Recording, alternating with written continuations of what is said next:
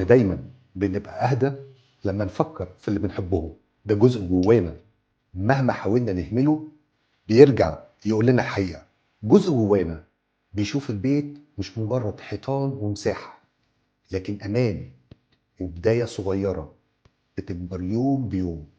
شخصية العيلة اللي جوانا بتدور على منظومة متكاملة: امان، مدارس، خدمات، طرق قريبة، وكوميونتي مناسب.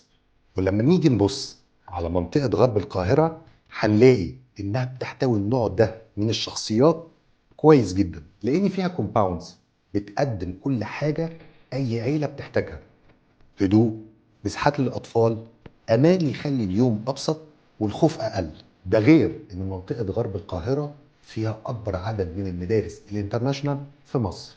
مشاريع زي زد ويست، او ويست، أليجريا، بيفرلي، سولانا ويست، وحدتك أصلا مبنية حوالين مدارس ونوادي وخدمات. ولأن شخصية العيلة اللي جوانا دايما بتفكر في بكرة أكتر من النهاردة، ودايما بتدور على مكان يحافظ على الراحة ويبني مستقبل العيلة، مش مجرد مكان يحافظ على الشكل بس. علشان كده منطقة غرب القاهرة هو المكان الأنسب لده. تفتكر منطقة غرب القاهرة مناسبة لشخصيات إيه تاني؟